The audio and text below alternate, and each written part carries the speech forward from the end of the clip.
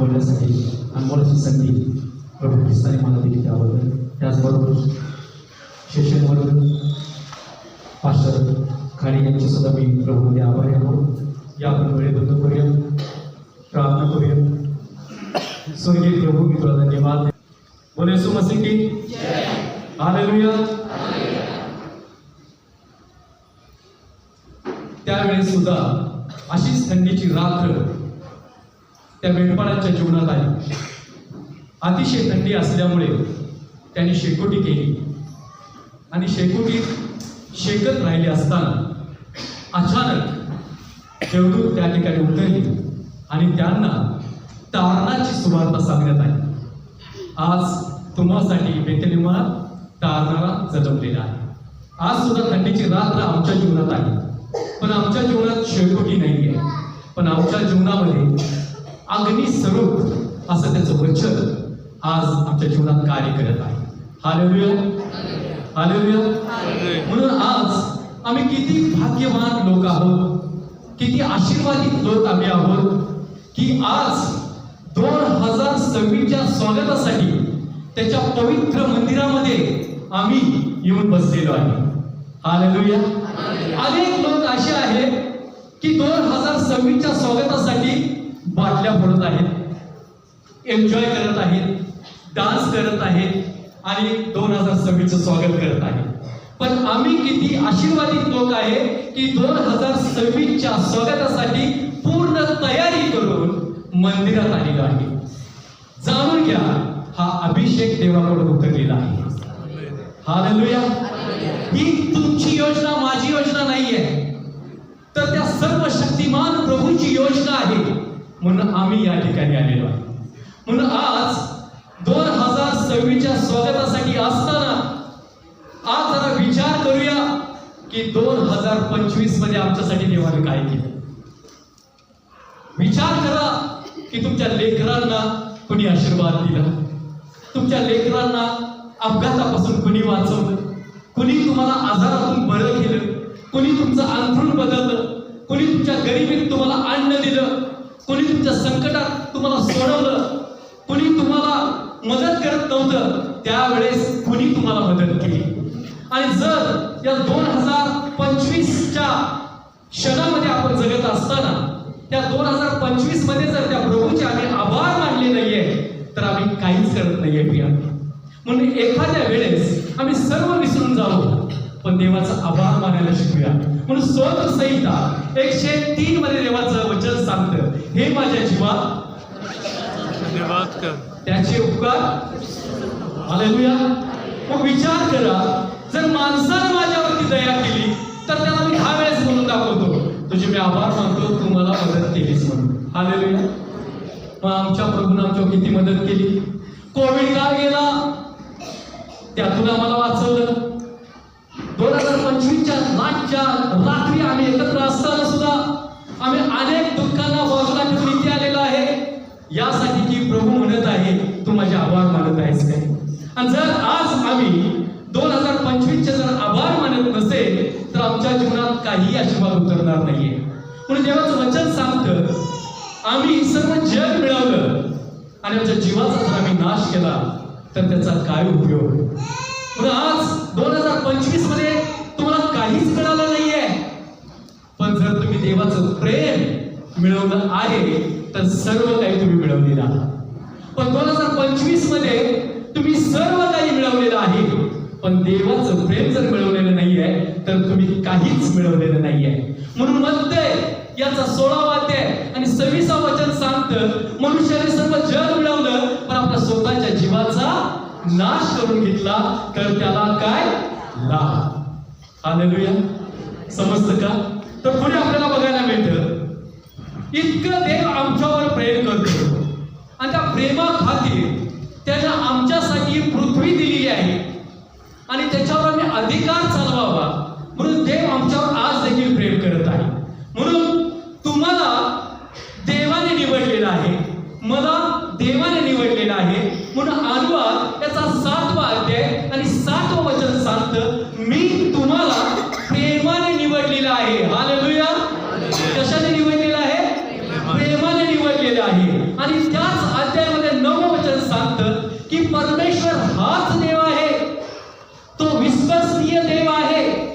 जो त्याच्यावरती प्रेम करतो त्याच्या 1000 पिढ्यांपर्यंत तो दया करतो, प्रेम करतो. हालेलुया.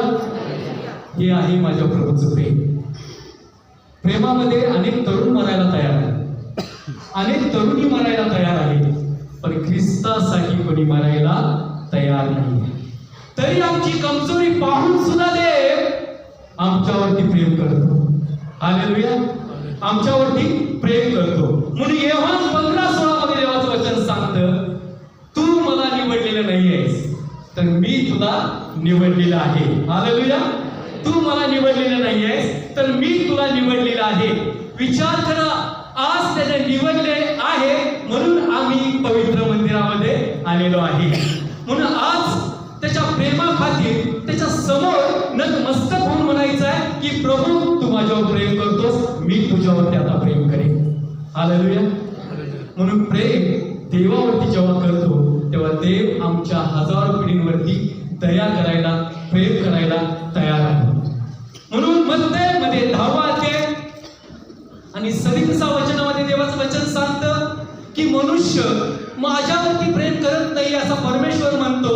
मध्ये 10:37 मध्ये तो आपल्या फॅमिलीवर प्रेम करतो. आज देखील बघा, आई वडील मुलांवरती प्रेम करतात, मुलींवरती प्रेम करतात, माणसं आपल्या बहिणीवरती प्रेम करतात, भावावरती प्रेम करतात, परिवारावरती प्रेम करतात. आणि प्रभू म्हणतो की हे जे लोक आहेत ते मला आवडत नाहीये.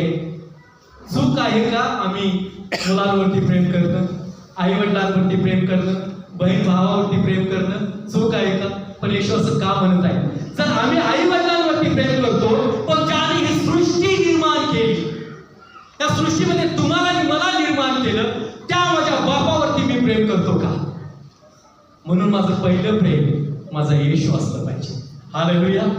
माझं पहिलं प्रेम माझा येशू असलं पाहिजे. आणि जेव्हा तो प्रेम करतो तेव्हा सर्व मार्ग माझ्यासाठी तो मोकळे करतो. म्हणून यशाया 43 आणि 14 वचन सांगतं, तू माझ्या दृष्टीने अमोल आहेस, तू मोठ्या योग्यतेचा आहेस, मी तुझ्यावरती प्रेम करतो आणि राष्ट्र मनुष्य मी तुझ्यासाठी देतो. हालेलुया. मग अशा ह्या देवावरती आम्ही प्रेम करायचं सोडून जगातल्या गोष्टीकडे आम्ही प्रेम करत चाललेलो आहे. जगातल्या वस्तूवरती प्रेम करतो. कधी कधी असं होतं, एखादी गाडी आम्ही घेतो आणि म्हणतो माझी जीव की प्राण ही गाडी आहे. म्हणता का नाही म्हणता? एखादी गोष्ट कोणती तर अनुभव तुमच्या जीवनामध्ये असतं, त्याच्यावर तुम्ही जीवाच्या पलीकडे प्रेम करता. अरे तुम्ही जर त्या निर्जीव गोष्टीवर प्रेम करता, पण ज्याने या सृष्टीची निर्मिती केली त्याच्यावर कधी प्रेम करता. हालेलुया. समजतं का?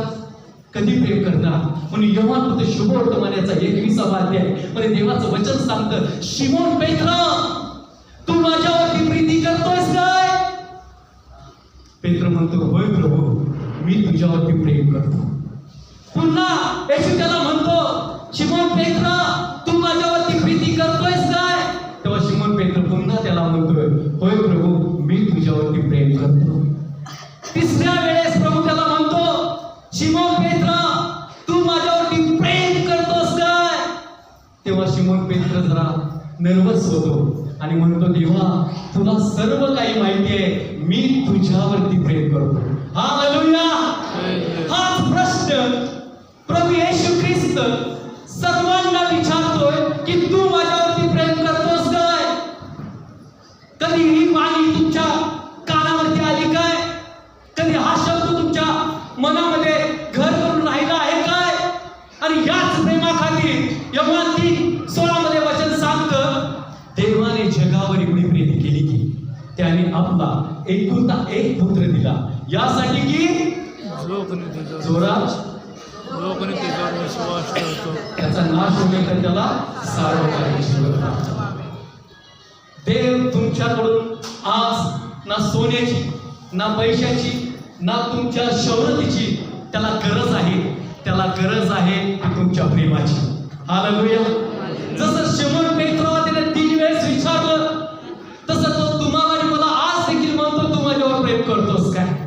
पण मी जगातल्या गोष्टीवरती प्रेम करत आहे आणि त्यामुळे मी देवापासून दुरावलं गेलो, देवाच्या प्रेमापासून मी दुरावलं गेलो आणि नाशाकडे मी वाटचाल करू लागलो. आणि अशा वाटचालीमध्ये मी स्वतःला नाश करू लागलो. तरी पण देव त्याचं प्रेम करून त्याने सोडलेलं नाहीये.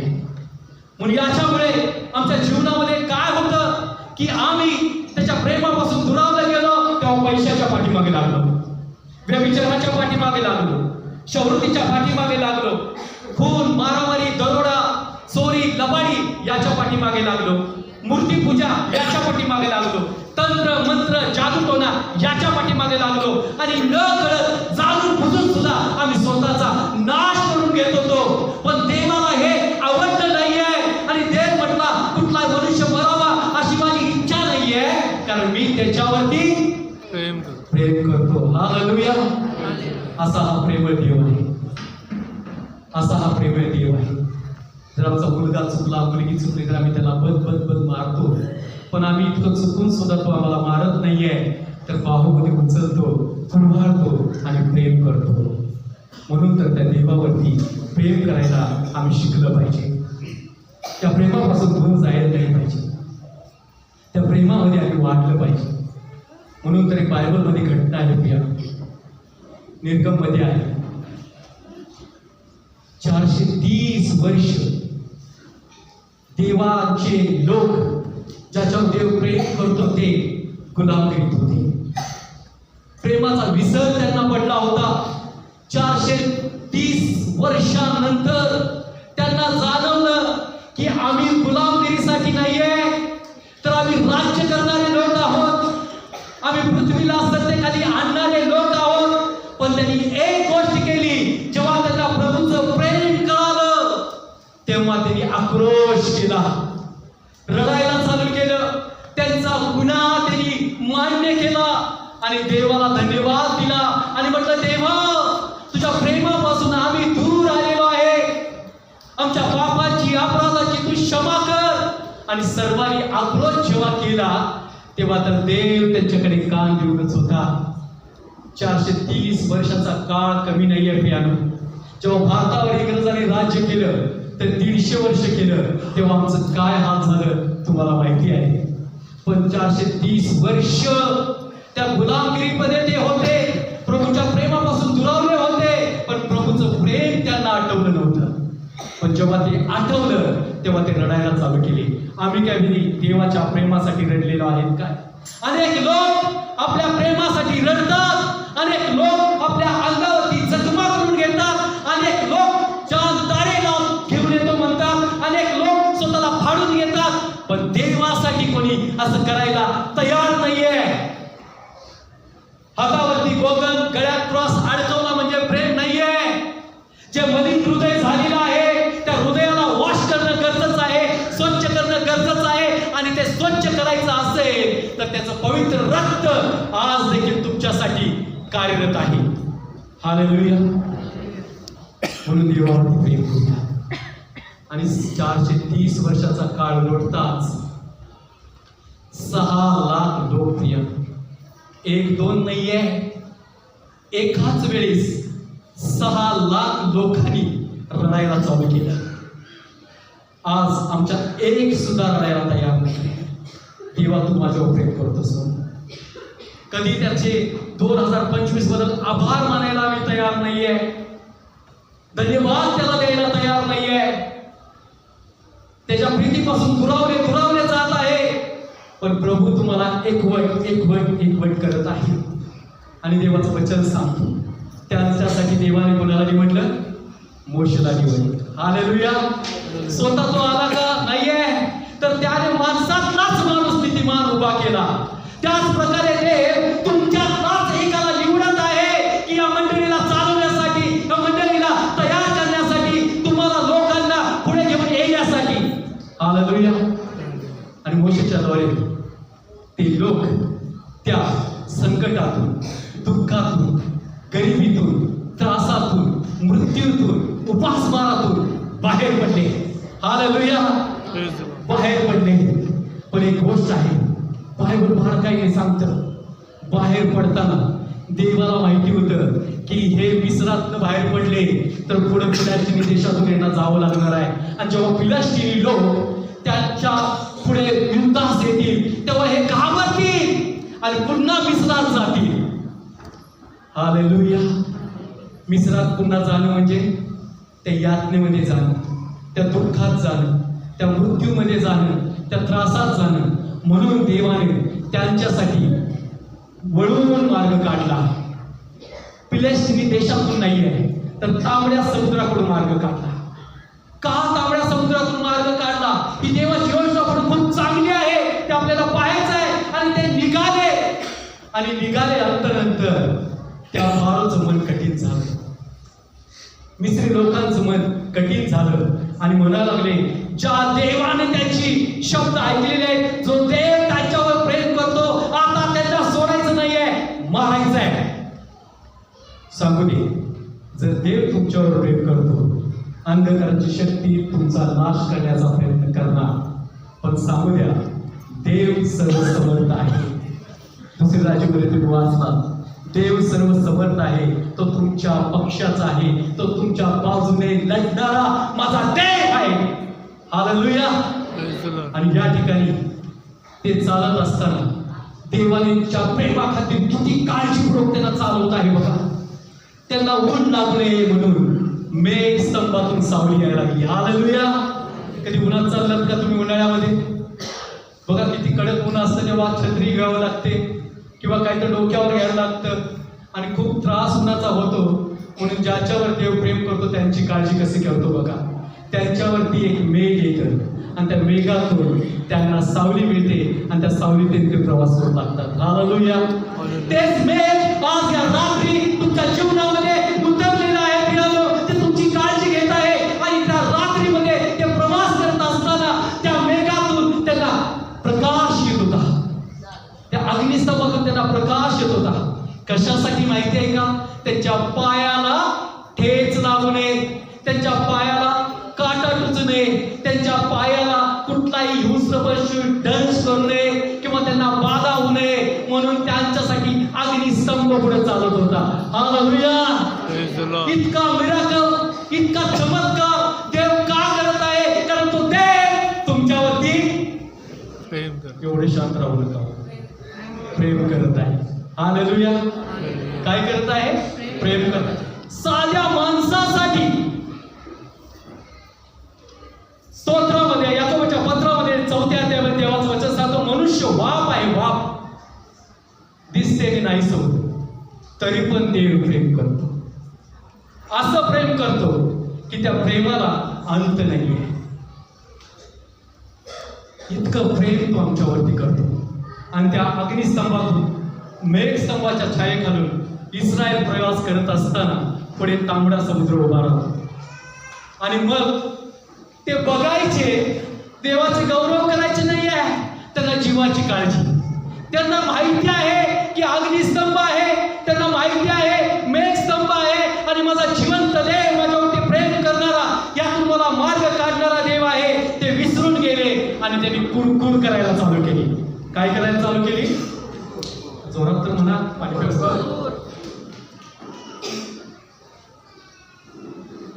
त्यांनी कुरकुर करायला चालू केली. आणि काय म्हटलं माहितीये मोशेला? अरे बाबा, मिसरमध्ये होतो त्यावेळी बरं होतं ना. आमच्या पूर्वज देखील त्या मिसरमध्ये अजून सुद्धा त्या कबरेत आहे. त्या कबऱ्यावरती आम्ही दगड ठेवलेले आहे, त्या कबऱ्यावरती आम्ही क्रॉस लावलेला आहे, आम्ही चिन्ह केलेलं आहे. आमच्यासाठी काय मिसरमध्ये कबरा नव्हत्या काय? मरायला आम्हाला समुद्राच्या पाशी आणलेला आहेस. आणि ते बघ मागे मिस्री लोक आम्हाला नाश करण्यासाठी आलेले आहेत. काय तर आमच्यासाठी तू कर. देवाच्या प्रेमाला ते विसरले आणि परमेश्वराने मोशेला सांगितलं, तुझ्यासाठी, या लोकांसाठी, माझ्या प्रेमाखाली मी समुद्र दुभागायला तयार आहे. हालेलुया. काय दुभागायला तयार आहे?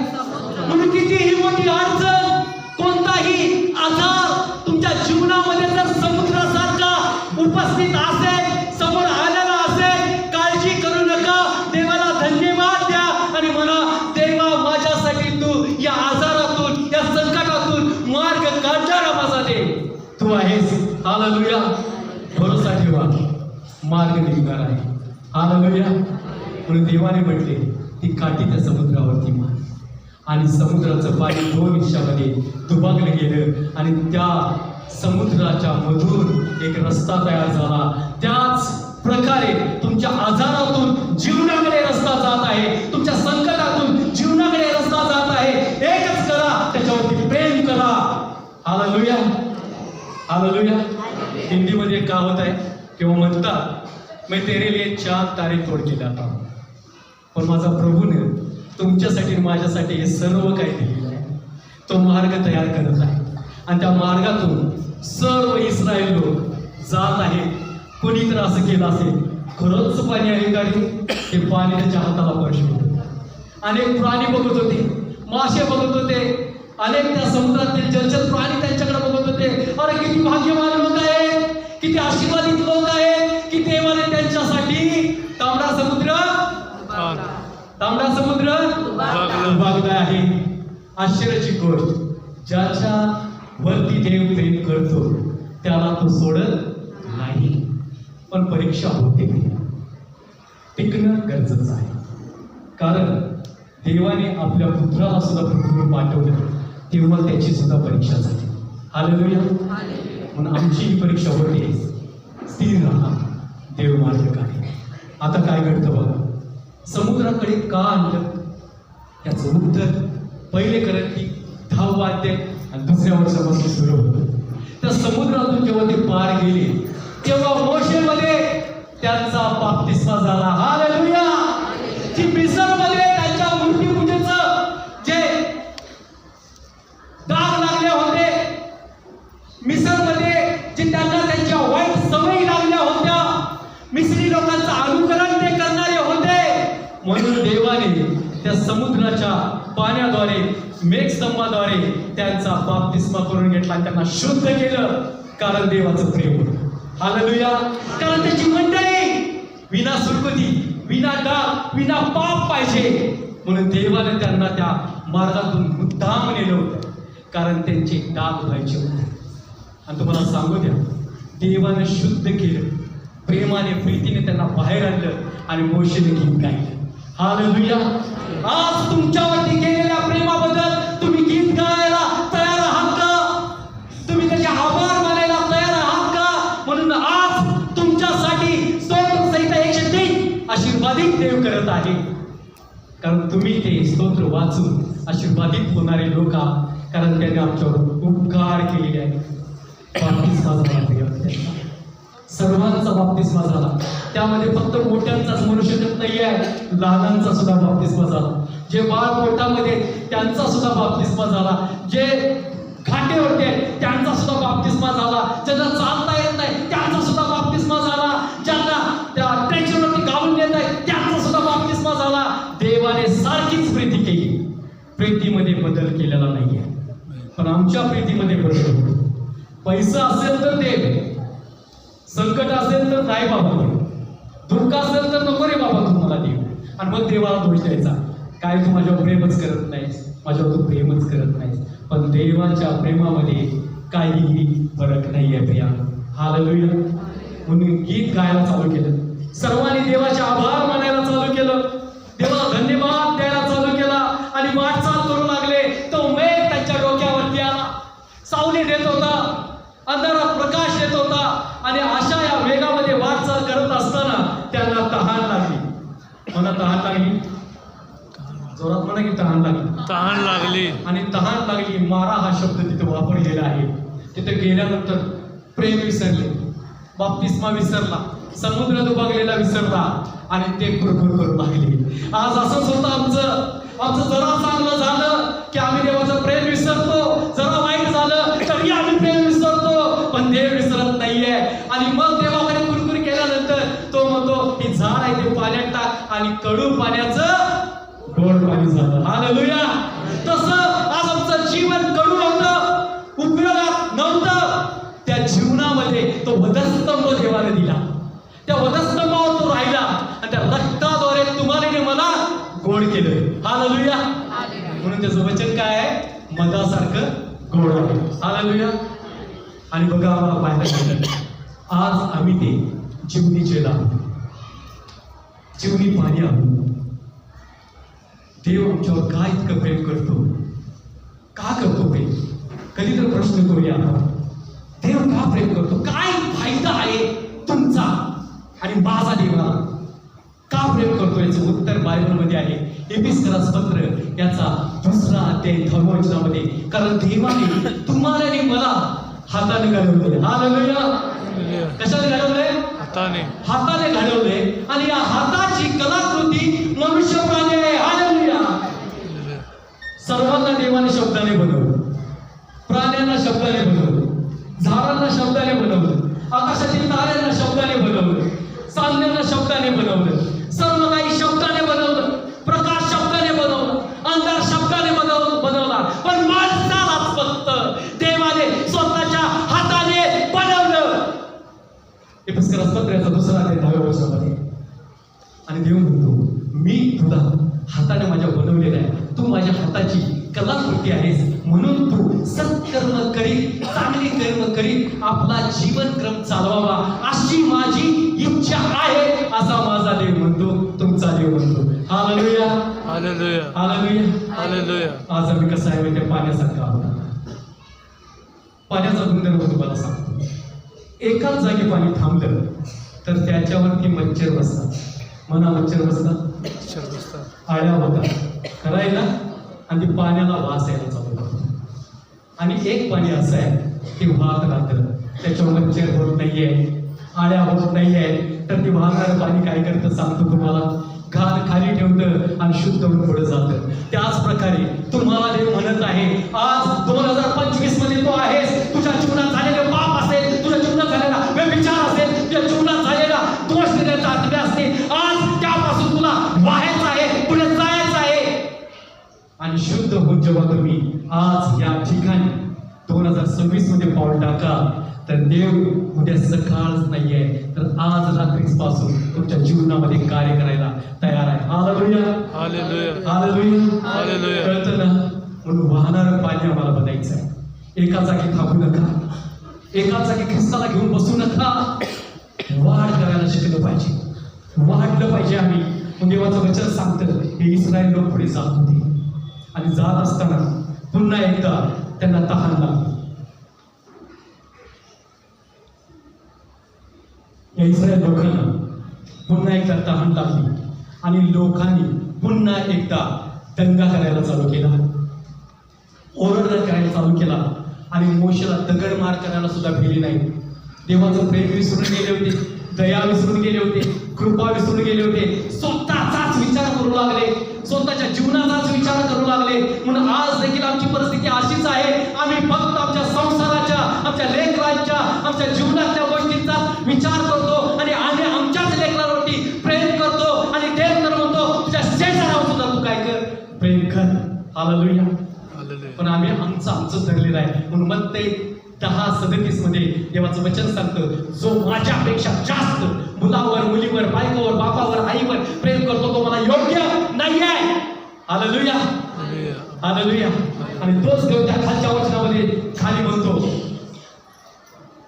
जो कोणी माझ्यासाठी आई वडील, बाप, मुलगा, बायको, शेती, वाडी, माल, मत्ता सोडतो त्याच्यासाठी स्वर्गाचं जीवन आहे. हालेलुया. पण आज आपण धन्यवादित लोक आहे, सर्व घेऊन आपण देवाला धन्यवाद दिला पाहिजे, त्याचे आभार मानले पाहिजे. आणि या लोकांना पुन्हा तहान लागली. मोशेला दगडमार करायला तयार झाली आणि देव म्हणतो बघत कशाला बसलेले आहेस, जी काठी तू नील नदीवर मारला होतास ती काठी त्या दगडावरती मार. कशावरती मार? कशावरती मार? हालेलुया. कशावरती मार? दगडावरती. आणि तुम्हाला सांगू द्या त्या दगडावरती मोशेने रागाने एक नाही दोनदा काठी मारली आणि त्या दगडातून पाणी व्हायला लागलं. सर्व लोकांनी ते पाणी पिलं, सर्व लोकांनी ते पाणी पिलं आणि तृप्त झाले. पण तुम्हाला सांगू दे मोशेने ज्या अर्थी त्या दगडावरती काठी मारली त्याचा राग परमेश्वराला आला. म्हणून तर दुधामधाच्या देशामध्ये मोशेचा प्रवेश झाला नाहीये. काय आहे त्या दगडाचं राज? काय मोशेनं पाप केलं आहे का? काय गुन्हा केलेला आहे का? एकाच्या ठिकाणी 2 वेळेस काठी मारली म्हणून मोशेला तो देशच देवाने दिलेला नाहीये. कारण का? कारण देवाचं वचन सांगतं, कारण ती करास पहिले पत्र 10 अध्याय त्याच्या खाली बघा, कारण तो दगड तर ख्रिस्त होता. हालेलुया. हालेलुया. कोण होता? ख्रिस्त होता. येशू माझा होता. मी नाही सांगत, बायबल सांगतं. तो खरंच तर तो ख्रिस्त होता, म्हणजे माझा येशू होता. आणि बायबलमध्ये पहिल्यांदा कोणी जर येशूला मारला असेल तर तो मोशे होता. आज आम्ही सुद्धा ख्रिस्ताला मारत आहोत. जेव्हा मी पाप करतो तेव्हा येशूला मी मारतो. मी सांगतो असं नाहीये, एपिस्करासमध्ये सांगतो, जे पाप करतो तो उघड त्या ख्रिस्ताला उद्दस्त बाबतीत देतो, त्याचा अपमान करतो, त्याला मारतो. आज या आमच्या पापी जीवनाला देवाने सावरलेलं आहे, देवाने आनंदित केलेलं आहे. म्हणून तर आज 2025 मध्ये त्याचे वचन ऐकण्यासाठी आम्ही पवित्र मंदिरात आलेलो आहे.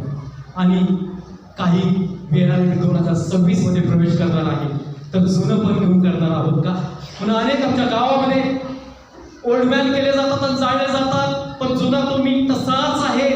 पण आज निर्णय घ्या की देवा, मी तुझ्यावरती प्रेम करतो आणि मी आता नवीन तुझ्यामध्ये होऊन मी 2026 मध्ये या मंदिरातच पाय टाकणार आहे. मी संकल्प करतो की येणाऱ्या 31 मध्ये पर्यंत माझं बायबल मी पूर्ण करेन. येणाऱ्या 31 पर्यंत मी अनेक लोकांना तुझकडे आणेन. येणाऱ्या 31 पर्यंत अनेकावर मी प्रेम करेन. निर्णय घ्या प्रिया. रोज रोज आमचं दुःख त्याला सांगू नका, कारण त्याला माहिती आहे सुटकारा कुठे मिळत आहे. हालेलुया. म्हणून आता काय होतं बघा, देवाचं वचन आहे. पेत्र मग ते 19 मध्ये म्हणतो, तेव्हा मी